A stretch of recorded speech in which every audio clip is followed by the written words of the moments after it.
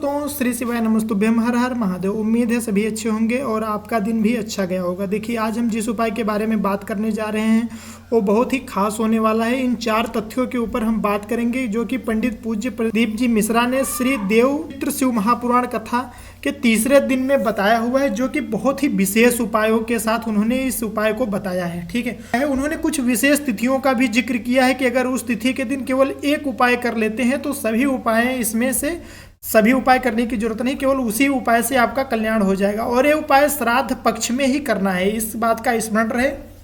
हम इसमें किन किन बातों की आज चर्चा करेंगे। देखिए, कहीं आप जो उपाय करते हैं उसमें कुछ न कुछ गलतियां तो नहीं करते हैं, क्योंकि देखिए अगर आप वो गलतियां करते हैं तो आप जब भी तिलांजलि देते हैं, पितरों को जो भी हिस्सा लगाते हैं, जैसे कि आप वीडियो में देख रहे हैं, जो भी आप खाना दे रहे हैं या फिर जो भी भोजन आप दे रहे हैं बैठकर, ठीक है, वो पितरों को मिलता है कि नहीं मिलता है। ठीक है, हम उसके बारे में बात करेंगे।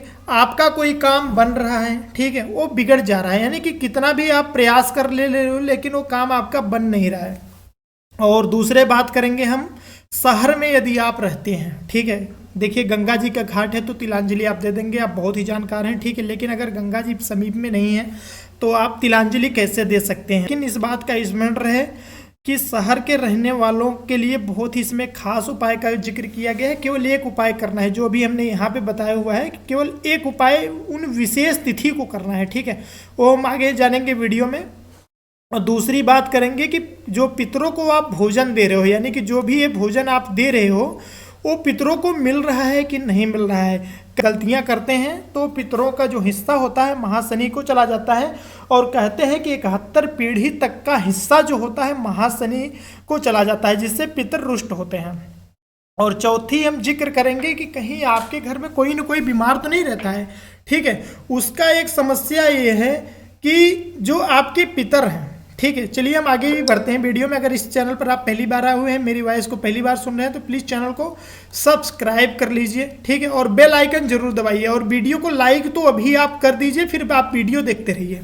जी हाँ दोस्तों, देखिए होता क्या है कि जब भी आप पितरों की मतलब कि जो भी फलाहार जो भी आप प्रतिदिन इस समय श्राद्ध के 16 दिनों में आप देते ही देते हो, ठीक है, तो आप किस प्रकार से देते हो, कहीं उसमें कोई गलतियाँ तो नहीं करते हो, ठीक है, कोई गलतियां तो नहीं करते हो। इसके लिए आपको क्या करना होगा जिससे हो कि आपके जो पितर हैं सुख समृद्धि शांति आपको दें, आपके घर में सदैव खुशहाल बनी रहे। होता क्या है कि जब 71 पीढ़ी तक के जो आपके पितर हैं, उन गलतियों के कारण, जो भी हम आगे बताएंगे उसको विस्तार पूर्वक समझाते हुए, उन गलतियों के कारण जो आपके घर में कोई न कोई बीमार रहता है। क्या रहता है? बीमार रहता है। ठीक है, मान लीजिए कि एक सही हुआ, दूसरा बीमार हो गया, दूसरा सही हुआ, तीसरा बीमार हो गया, फिर बच्चों से बढ़ते बढ़ते बड़ों में आ जाता है, चौथे बीमार, पांचवें बीमार, ऐसे कि आपके घर में बीमारी जो है जा ही नहीं रही है। ठीक है, उसके लिए आपको सिर्फ सिंपल सा सीधा सा केवल एक उपाय करना है। जब भी आप पितरों को भोजन, जो भी आप भोजन देना चाहते हो, जो भी चीज़ें हैं जो भी आप प्रतिदिन दे रहे हो, ठीक है, गुरुजी ने बताया है कि 3 स्थान पर भोजन निकाला जाता है। पहला आपको कौवे को देना है, यानी कागभुसुंडी जी के, ठीक है, कहते हैं कि इनका कनेक्शन सीधा ऊपर तक होता है, ठीक है, इनके पास वरदान है। और दूसरा आपको, जैसे कि आपने गाय को भी खिला दिया भोजन, ठीक है, और आप श्वान को यानी कि कुत्ते को भी आप भोजन देते हो, लेकिन आप भोजन देने के बाद कुछ लोग गलतियां क्या करते हैं, जो लोग जानकार हैं, जो लोग जानते हैं, ठीक है, तो उनको पता होगा, बुजुर्गों को ये मालूम होगा कि जब भी वो भोजन देते थे, अपने पितरों को देते थे, तो उसके साथ वहाँ पे पानी जरूर रखते थे।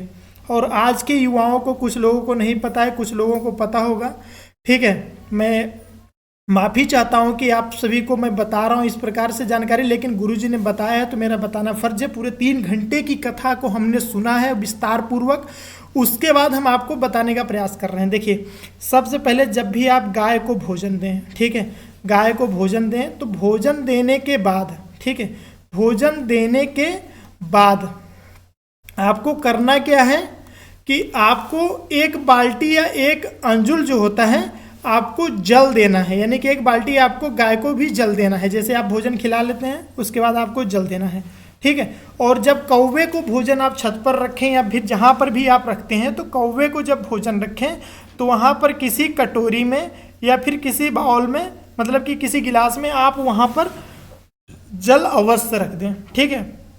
और तीसरा, जब आप कुत्ते को भोजन दें तो जैसे कि आप देख रहे हो किसी प्लास्टिक की या फिर किसी भी बर्तन में आप वहाँ पर जल रख दें, ठीक है। इससे होगा क्या कि जो आप पिंड दान देते हो, यानी कि जो आप पिंड दान करते हो, जो प्रतिदिन आप भोजन अपने पितरों को देते हो, ठीक है, तो वो भोजन जो है वो आपके पितरों को ही मिलेगा। किसे मिलेगा? वो आपको पितरों को ही मिलेगा। अगर आप गलतियां करोगे तो वो जो है आपकी 71 पीढ़ी तक की, कहाँ तक की? 71 पीढ़ी तक का जो भोजन है वो कौन लेके जाएगा? वो लेके जाएंगे महाशनि, ठीक है। और महाशनि को तो आप जानते ही हो, अगर वो भोजन ले जाते हैं तो कोई भी काम नहीं होने वाला है। आपके जो भी समस्याएं हैं, जो भी प्रॉब्लम है, वो सभी समस्याओं का निदान नहीं हो पाएगा। आपके घर में कोई न कोई बीमार रहेगा जब आपके पितर रुष्ट होंगे।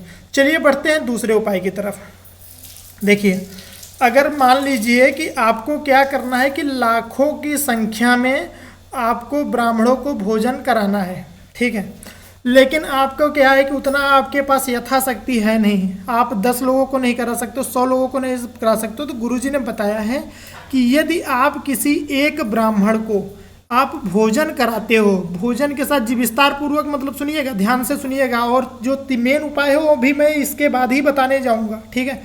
तो आपको जब भोजन आप उन्हें करा लो, दान दक्षिणा दे दो, लेकिन उनको जो तिलक होता है ना, उनको तिलक नहीं लगाना है। गुरुजी ने बताया है कि अगर आप उनको तिलक नहीं लगाते हो, पूरा भोजन उनको करवाते हो, दान दक्षिणा देते हो, तो उसका जो फल होता है लाखों गुना मिलता है। यानी कि आप लाखों ब्राह्मणों को एक साथ भोजन करा रहे हो, ठीक है। और ये आपको अपने, जैसे कि आप शादीशुदा हैं तो पति पत्नी के साथ आपको ये काम को करना है। अगर नहीं है तो आप अकेले भी कर सकते हैं, कोई उसमें गुरुजी ने खास बात का जिक्र नहीं किया है।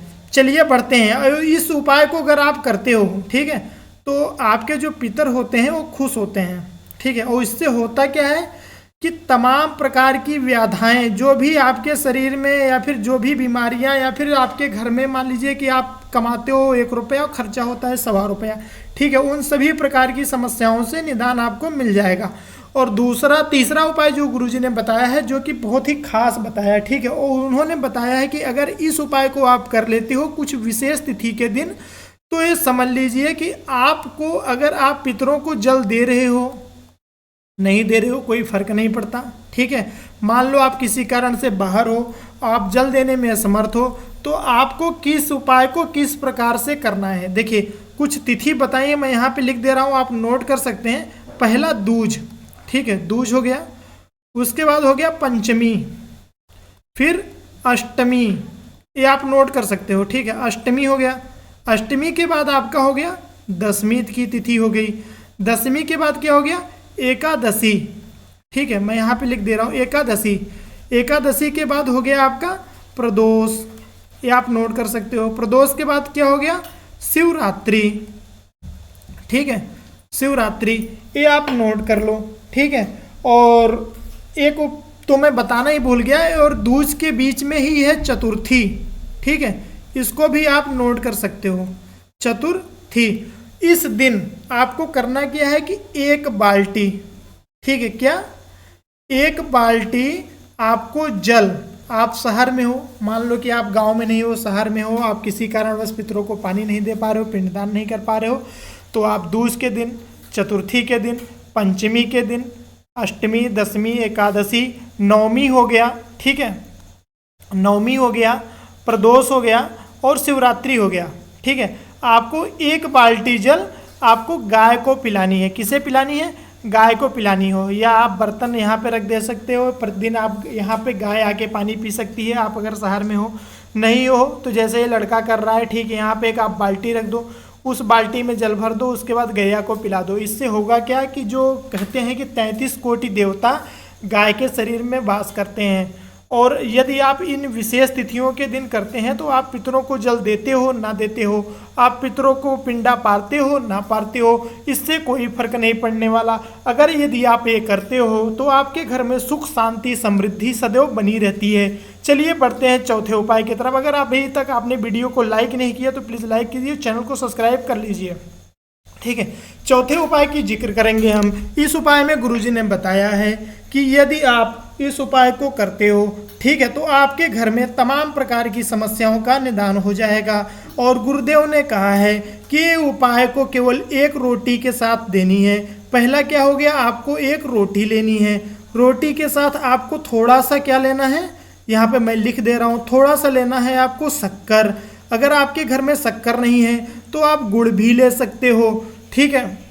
अगर गुड़ भी नहीं है तो दूध तो होगा ना आपके घर में, दूध गाय तो लगती होगी, ठीक है, गाय भी नहीं लगती है तो दूध तो मान लीजिए कहीं से बाजार से ले लो। आप क्या बना लो, खीर बना लो।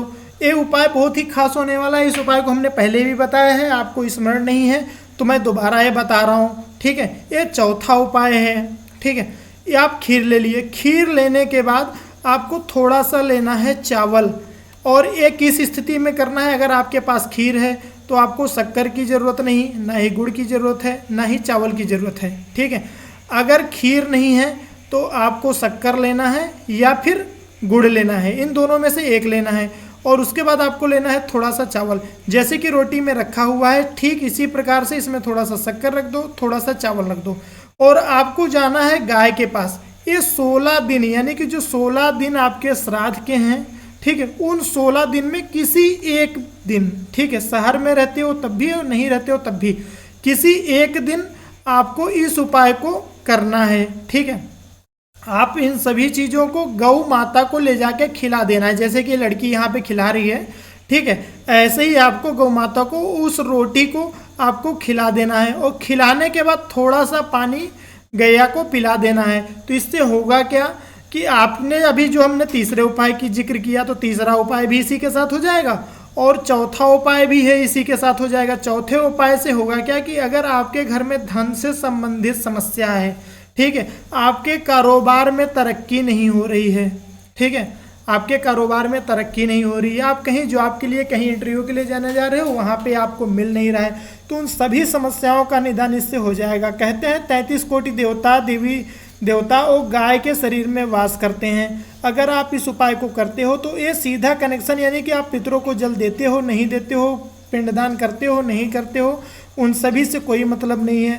पूज्य पंडित प्रदीप जी मिश्रा ने बताया है कि अगर इस उपाय को कर लेते हो तो तमाम प्रकार की समस्याओं का निदान हो जाएगा, ठीक है।